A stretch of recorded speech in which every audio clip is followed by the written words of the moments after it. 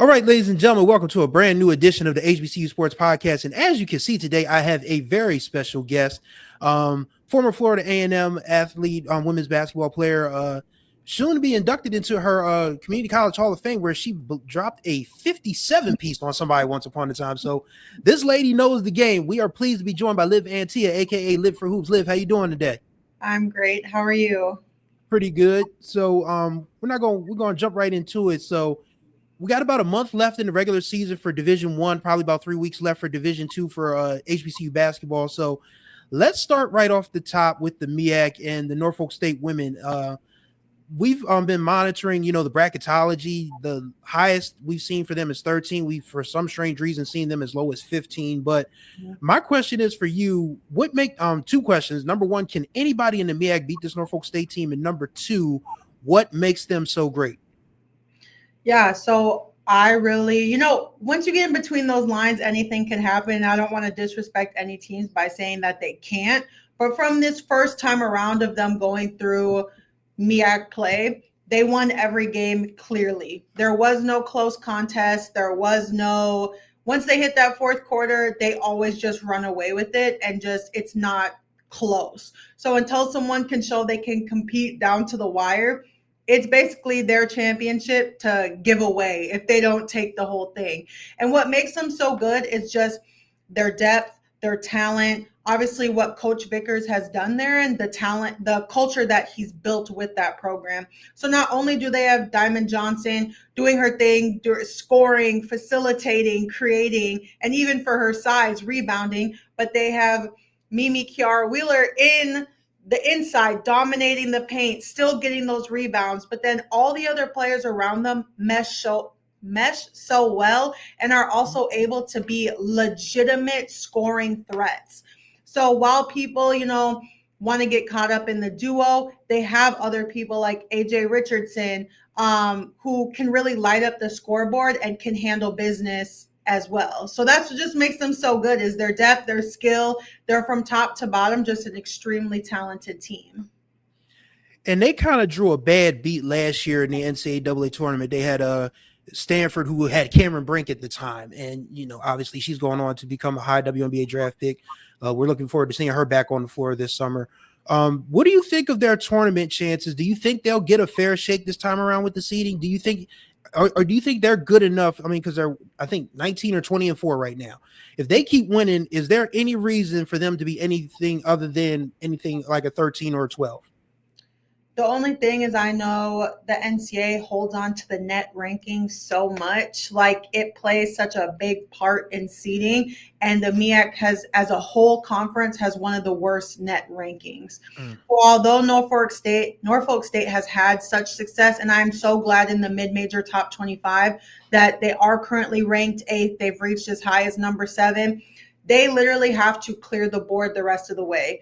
They cannot have a slip up. And I think last year, that's what stopped them from potentially jumping 1 or 2 places is they did lose that game to Howard last season. So in this conference, they literally have to clearly win the entire regular season and through the tournament. And I do see them making, when you look at their resume of how they competed against SEC teams, their Power 4 wins, how well they've been playing against other mid-majors outside of the HBCU sphere, there shouldn't be a reason why they don't get a higher seed this season if, they make it and win the MEAC conference tournament. We'll jump over to the Coastal, where North Carolina A&T, they before they lost to Campbell yesterday, they were 2 or 3 games ahead of the nearest opponent. They're still in first place, but this A&T team, of course, made it all the way to the women's NIT last year. They returned 4/5 of that starting lineup. Just what are you seeing from that team that gives you confidence that they can win the Coastal and possibly get a mid-level seed in the NCAA tournament as well? I think a lot of their players, in the earlier season and out of conference play, I think so many people were so confused at why are they losing these games? NCAT is down bad. And to be honest, they were dealing with a lot of different injuries because they had so many returners. They have so much depth.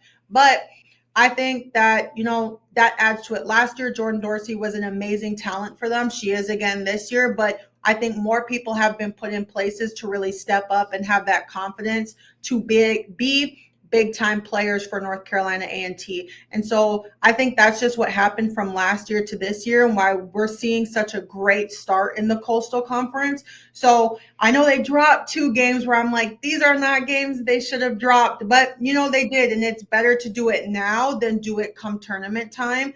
And so it gives them the opportunity to go back, look at the film, figure out what went wrong. And I will say versus Campbell, a few players were extremely inefficient from the field, and I think that played a part. But I do have a lot of confidence that they'll win the Coastal and they'll get a seeding, but I don't think their seeding will be that high. Last year, whoever won for them, it was a lower seed team. I believe they got a 15. But I think that what's going to hinder North Carolina A&T was that their out of conference success was so limited in those games. The Coastal isn't really considered like a powerhouse conference or anything like that. And so I want them to win and get that number 1 seed and then finish through the tournament. That should be the goal. I really don't want them to drop any more games because I think it wouldn't help their case, but I could see them definitely getting in there, maybe getting a 14 seed, but as things have gone so far this season, I would see them probably being at like a 15 seed. Moving over to the SWAC now, it seems like there's a little bit of everything going on over there. Jackson State got off to a good start. That long winning streak, on the women's side is over now. Alabama A&M is playing well, but we kind of forgot. Well, those of us who aren't as clued in as you are, we kind of forgot about Texas Southern, and they're at the top of the SWAC right now. So what's going on with the Lady Tigers? What's making them so good this year? I definitely said I think they've shocked everyone in the preseason rankings, which I tell everyone, don't believe it, especially in transfer, which is the SWAC. The SWAC has so many transfers on the men and the women's side. It's just a transfer-heavy conference. And Coach Skeet, obviously, she hit the portal hard, and she got pieces that bought into her culture, and they meshed well. I think a lot of people slept on them because through out of conference play, they weren't picking up, any wins that were like, oh, we should pay attention to them, which sometimes those are the teams we kind of keep an eye on for, ones that are having those early success, whether it's against mid-majors or competing against the P4 teams. But then they hit the ground running. Their depth is some of the best depth I've seen across HBCU basketball. They literally have a different leading scorer every single game. They have the shooting, they have the defense, and you can just tell that they learned each other so quickly, which sometimes can be a struggle for teams when you have a lot of newcomers. And they just bought into her system. And in year 3, she's having so much success that they've been able to pull out even close and tight games. Like a few of their games versus Alabama State, versus Bethune. Those games kind of went down to the end into the fourth quarter, and they were able to pull them out, and versus UAPB. And so just their length, their shooting, their depth, the way that they compete hard and play with a lot of high energy, and it's turning into success. And when you're winning, it's very easy to ride that high and just like keep going, as opposed to, let's say you're losing every single game. It's kind of hard to like motivate your team when what do you have to lose but to lose? Whereas teams who have winning streaks or they're undefeated in conference, like you really have something, on the line that you're fighting for in those games. And like, you're really motivated to keep those things going. Like they're clearly the front winners to win the SWAC conference. And so they don't want to drop any games to make it more of a challenge. Speaking of losing, Ken Rashad is going to kick my butt for this, but we got to talk about it. The Grambling men and women have surprisingly struggled this year. What do you make of the struggles down there with their teams? I think 2 teams that had a lot of transfers, and I know I can speak on the women. I'm not as sure about the men, but the women have battled some injury, and a player who was supposed to be a big piece was not playing. She is now. So I think just that continuity piece for both teams is missing. And specifically for Grambling women, like when you look at the stats, they're number 1 in steals. Their defense is one of the top, like they're not at the bottom half of the SWAC. They are like the second ranked offense when scoring. So at times I'm even confused about why aren't they pulling these games out? And when you look at the quarter breakdowns, oftentimes it's just one bad quarter of them not being able to score the ball and at the same time get stops. And so I think everyone's been kind of like, whoa, because they were both picked first in the preseason rankings, and especially with the Grambling men, I feel like after their extreme success last season, everyone just had these huge expectations.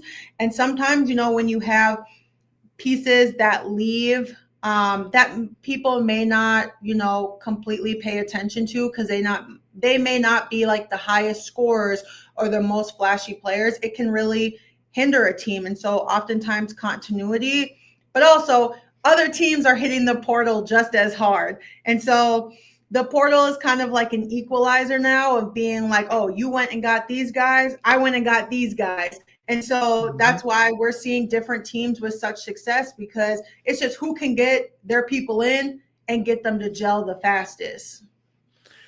Before I jump to the next thing, I do want to get your thoughts on the portal on NIL, because it seems like this is something that this isn't unique to a HBCU thing. It feels like every Division One college of note is trying to figure out what exactly are we going to do with this new era of college free agency, as it were. And yourself, as a former college athlete, what do you make of these changes, and how do you think that, for the purpose of this podcast, HBCUs can best, take advantage of the portal and NIL, and foster these relationships with these businesses and different things? What do you think these HBCUs need to do to be successful in NIL and the portal? I think and across all sports, I feel like HBCUs have handled the portal extremely well. And from players that I've talked to, specifically like women players and some men basketball players, we're seeing a lot of juniors and seniors and players with 1 year eligibility wanting to play at an HBCU their last year. Players who were previously at PWIs, for whatever reason, didn't like their experience, or they just want to change. And we're seeing a lot of players just want to be like, I wanted to play at an HBCU, which I think is great. They want that to be immersed in the culture, being around people who look like them all the time. And so I feel like the portal has been, specifically when we're talking about women's basketball, I feel like they've been killing it. We've seen so many great players come in, make impacts right away. And so I feel like that part is really good. It's all about how you can sell your school and be authentic and genuine in your recruiting process. And so, but I feel like there's a shift. The internet has made access to HBCUs a lot more accessible, especially when we're talking about people who don't live near any or aren't getting that early exposure during their lives. And so when they're on TikTok and they're seeing people at FAMU's homecoming or at all these different events, or seeing the Sonic Boom perform, or how Southern's band The Human Jukebox was just performing pre-Super Bowl, they see those things and they want to be a part of them. Now when it comes to NIL, I feel like it's definitely based on the school, and a lot of it has to do with alumni.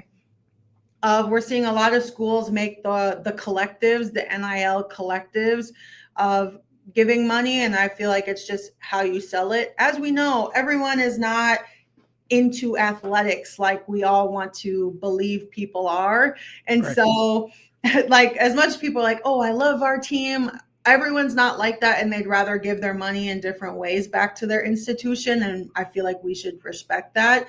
But it's definitely just using your alumni base, and I think pushing different businesses of providing a give and a take. If you're giving us this is what we can offer you. We can offer you your business on the scoreboard during the halftime or during timeouts. And so just making it as intriguing as possible. But as we know, a lot of businesses around HBCUs they're a part of the HBCU experience already, especially if they're local places. And so I think just trying to be innovative and creative is ways that, coaches and athletic departments can, really hone in on NIL, because it's definitely not going anywhere.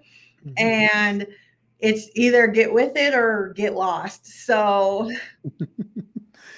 And you made a point about people wanting to see people that look like them. I found it very interesting that Candace Dupree, who of course was a long time WNBA vet, she's now the women's basketball coach at Tennessee State, and that was one thing she said during OVC Media Day, that she wanted to coach girls that looked like her. And so my question is, I mean, we've seen this in the football space where guys like Deshaun Jackson just got a job at my alma mater, Delaware State. Michael Vick is at Norfolk State. Of course, we can go back to Coach Prime at Jackson State. So, do you think that there will be an interest in, like, from former WNBA players in coaching at HBCUs, and would that benefit our institutions, in your opinion? I definitely think it would. I also don't. I'm very wary of stuff like this because I don't Yes. want like HBCUs being used kind of as like a pawn or like a stepping stone to get to the next place, because I feel like HBCUs deserve the best coaches and people who genuinely, and I'm not saying any of the coaches who have celebrity coaches or former athletes that have taken jobs are like this. This is just my opinion, that want to, be a part of the HBCU culture and genuinely like help the program that they're coaching. But I would love to see so many former WNBA players want to coach uh, at HBCUs. I think it's an easy draw for players because for people who want to, play at the next level, or they want to make sure their coach has access to agents, to different like training opportunities, different like free agent like open gyms or stuff like that. So I understand the draw and I would love to see that. Like if Lisa Leslie ever wanted to coach at an HBCU, I would lose my mind. All And so right. I think it's great. And I think Candace Dupree, like at Tennessee State, I was pleasantly shocked, and I'm glad that she's there.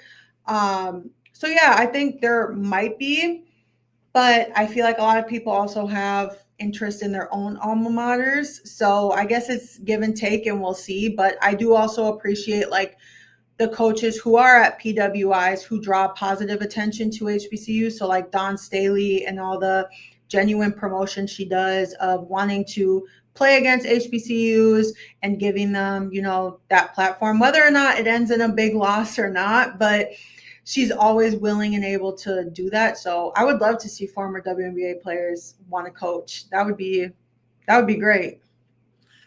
We'll move on to Division II now. What do you make of the CIAA? It feels like that's a conference where everything is up in the air at the moment. What's standing out to you in the CIAA? It's crazy. Like I just feel like teams who aren't supposed to lose are losing, and teams that are supposed to lose are winning. And it's just creating, like the chaos that the conference is. And personally, I love it. Like, let's make it as entertaining as possible. And it just shows that like all you need is one game to get back in good positioning. So when it comes to women, I feel like obviously Virginia State, they've been, playing very solid. I've liked the way they've played. A few teams have gotten close and they just are able to screech out some wins. Virginia Union was off to a great, great, great start this season. They dropped one to Virginia State, but they're always playing good. And then all the middle teams like Lincoln, Claflin, Bowie, like they've all just been solid competitors and have had players who are really like shining bright this season. As for the men, I feel like it's really between Virginia State and Lincoln right now. Everyone else is kind of just like you're there, and Fayetteville State. I'm going to give respect to Fayetteville State. Um, they're all kind of just there, but those two teams have just like they've honed the top spots. And then Fayetteville State is just they have so much depth. They have great shooters. So I think it's going to be fun once CIAA tournament comes, especially with the way it's the North and the South and the 1 seed versus the 4 seed. It gets so complicated. And so I think it's, and like last year we had so many shocks, like how Bluefield State last year beat Winston, and then Lincoln went on to win their first ever CIAA championship. And so it's definitely been entertaining to say the least. And what do you see in the SIAC on the women's side? What draws your attention there? So Miles has been solid. I've been very adamant online. I love Clark Atlanta. I love their women's team this year. From their guard play to their post play, they haven't gone undefeated, but I just have loved the way they've looked throughout the progression. They started the season taking down a top 10 team in the country and then on the road. And I just think, to me, they have the pieces to win the whole thing, but you just never know. And then we have Allen, who's under a new coach, and she's been having, a solid year. But again, we're seeing another conference where, like, it's anyone's game.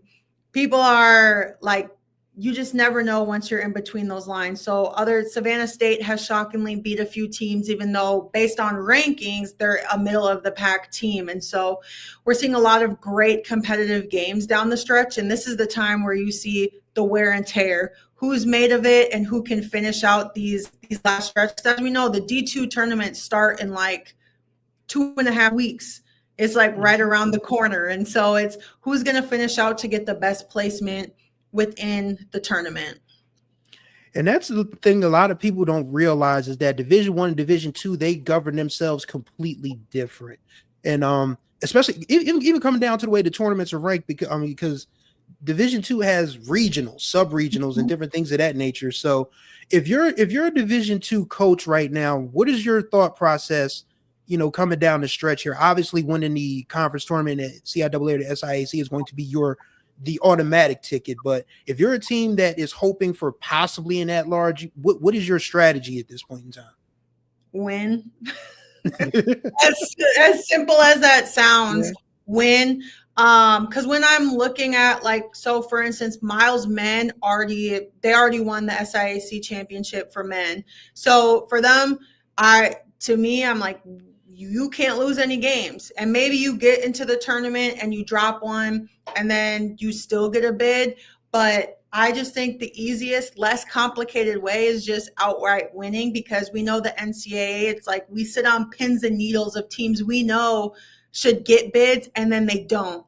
And then we're like, what? Like last year for women, Virginia State was ranked in the top 25 nationally the entire year. And then they didn't win the CIAA, but they didn't get a bid either. And so unfortunately, I just feel like that's the reality. And for men, we saw about 2 or 3 SIAC teams make it to the tournament. But that's just the easiest way possible, is you have to just win the rest of the way and try your best to win the conference tournament to guarantee that and not have to be sitting in the room waiting to see if your team's name is called. We'll go to the NAIA now. Obviously, Langston won all of our hearts last year and broke all of our hearts subsequently after dropping the men's national championship game. And their women's team is rolling pretty well too. So, what do you think of Langston and who else in the NAIA, stands out to you? So Langston women have been rolling. Coach Vincent, this is his first year coaching the women's team. He was the associate head coach with Coach Wright for the men. And when the women's job opened up, he took it over. They're currently 20-1. They're nationally ranked in the top 25. The last time, which I believe was last week, they were 19. But yeah, 20-1 as your first season as a women's head coach. A great showing. Like phenomenal. And if you look at the scores of their games, like a lot of them are not close. They're just handling business and rolling through. And so if you have not watched them, you need to. He did such a great job of hitting the portal. So they have like Michaela Woods, who was at Jackson State.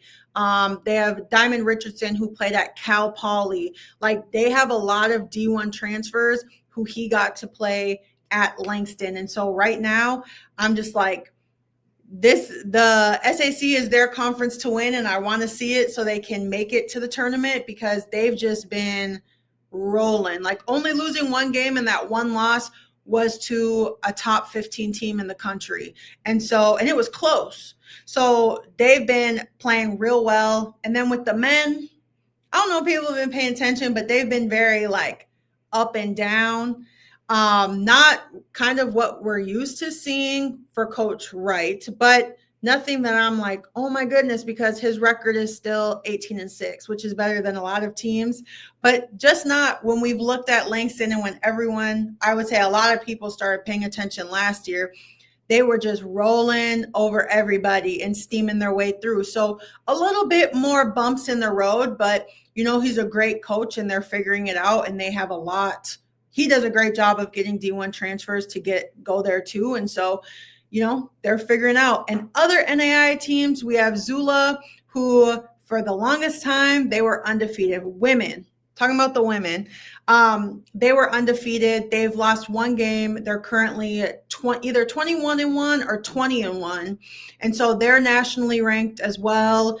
Last time I saw, they were 18.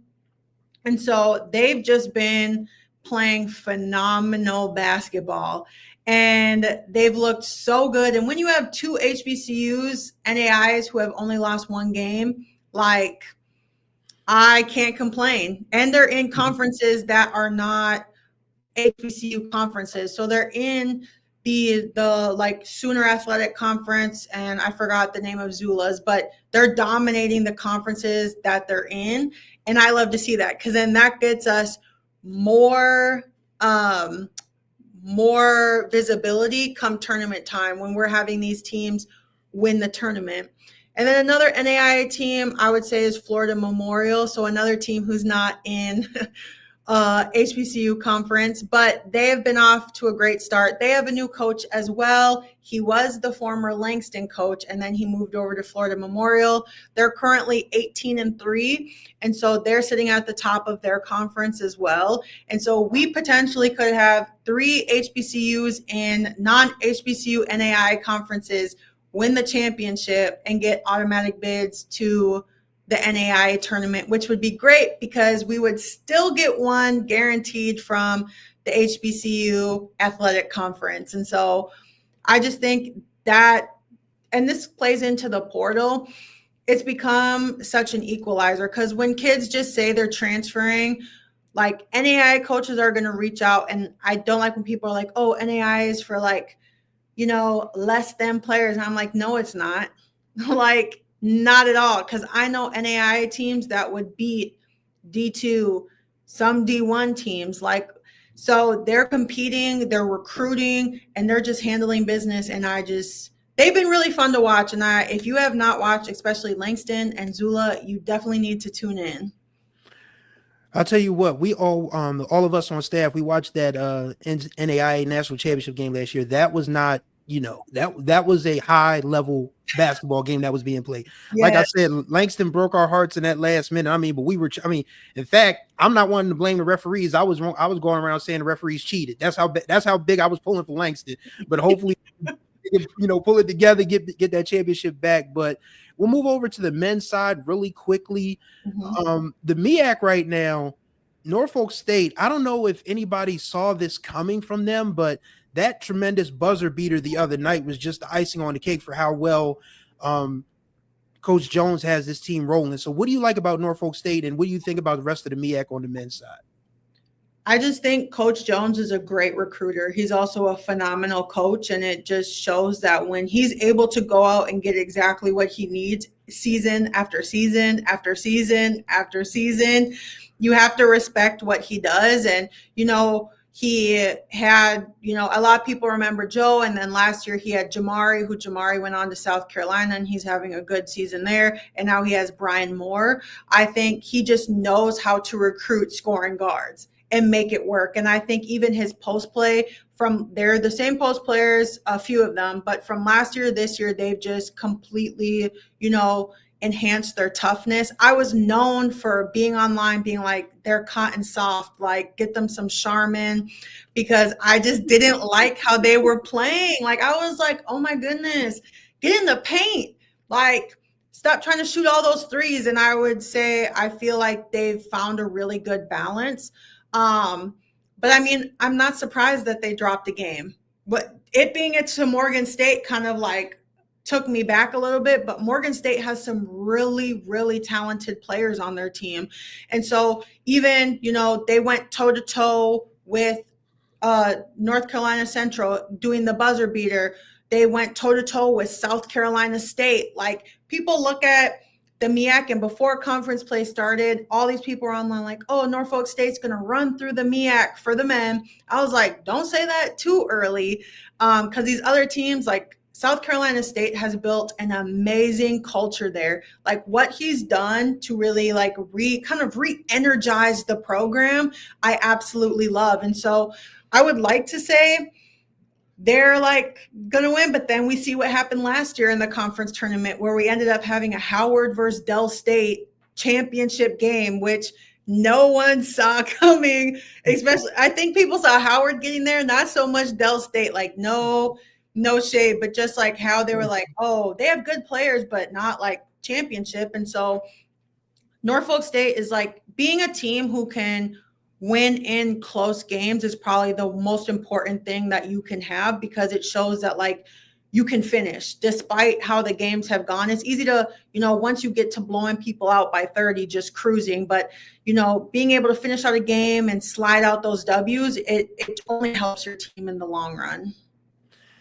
And going on to the SWAC, obviously right now Southern is going really well, but let's talk about your alma mater, Florida A&M. Patrick Curry II, God bless that man. They gave him a 1-year contract and said, prove it. Mm-hmm. Well, he's in the top half of the conference right now, so I would say he's proven it. What do you think about the job he's doing down there?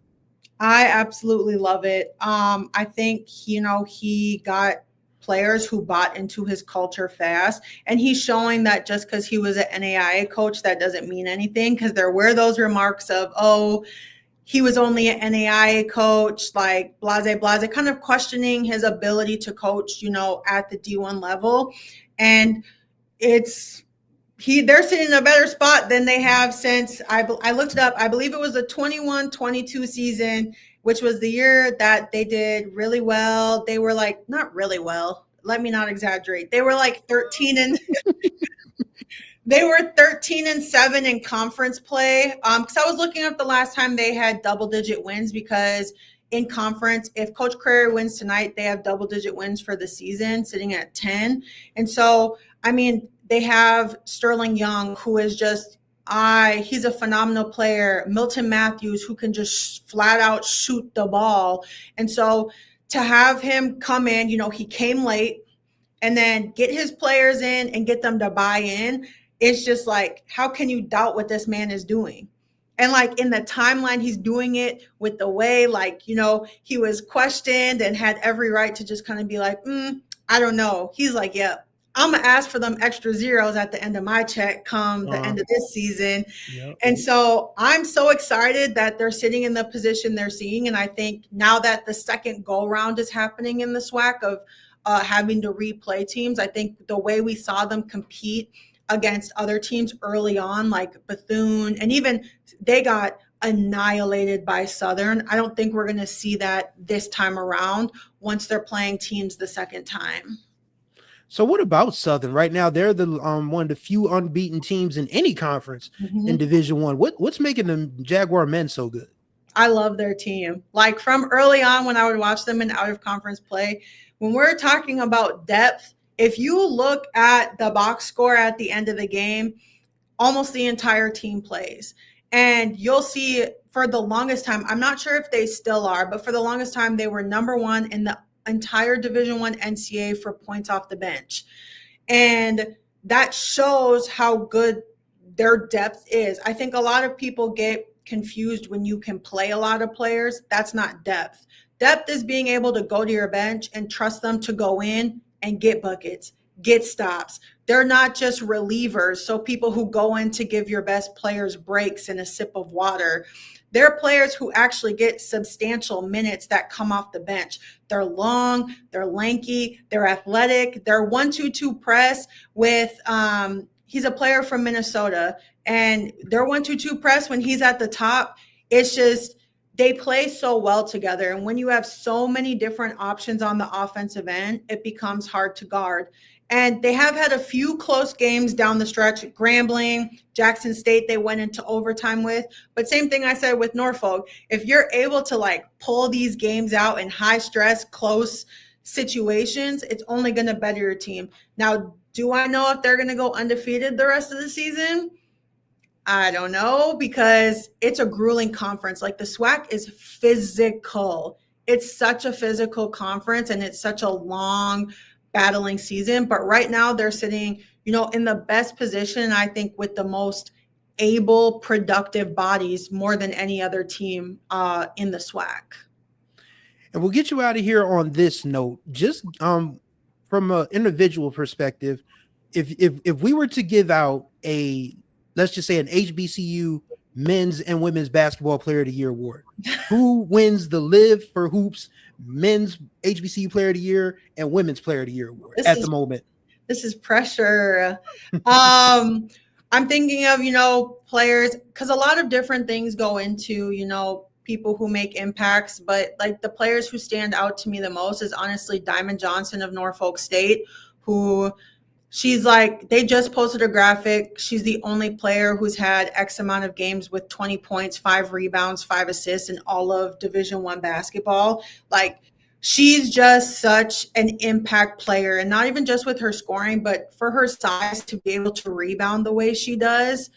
She completely changes the game. And I think the way she's taken over and really set the tone for them, I have to give it to her. She's been so consistent. They have so many different players, but she's the one who consistently stands out to me the most. And then for men, there's a lot of good men this year. Like, there's a lot. But I would probably have to say, coming from the same school, as of right now, probably Brian Moore from Norfolk State. I think the same thing. His immediate impact into Norfolk State is undeniable. I think he is right now one of the front runners for, MEAC Player of the Year. I think he's doing his thing. And so those are the two players that come to mind instantly. For sure, Diamond for the women. I think there's more wiggle room for the men. But that's just what I'm going to go with right now. I can't argue with those picks because those two have been playing extremely well. Norfolk State leads the MEAC, so can't argue with that. So tell the people where they can find you. Obviously, you've done a great job amplifying HBCU women's basketball and HBCU basketball as a whole. So tell the people where they can find you at. I'm LivForHoops across everything. So very easy to find. I'm mostly on Twitter, X, whatever you want to call it, and Instagram, but LivForHoops everywhere. All right, Liv Antilla, LivForHoops. Thank you for joining us today. We greatly appreciate it. And we got to have you back on sometime very soon, probably before the tournament. Okay, thank you so much. And thank y'all for watching this edition of HBCU Sports Podcast. We greatly appreciate your time as always. Be sure to hit the like button on this video, subscribe, comment. You can donate to us because, we all got bills. You can go to donate/HBCU, donate at HBCUsports.com on Zelle, or HBCU.com/donate to whoever you want to give and whatever you want to give. We're not picky. Support independent media like Liv, like us. We'd appreciate it. So thank y'all for watching. Until the next time we speak, y'all be good or be good at it. We out.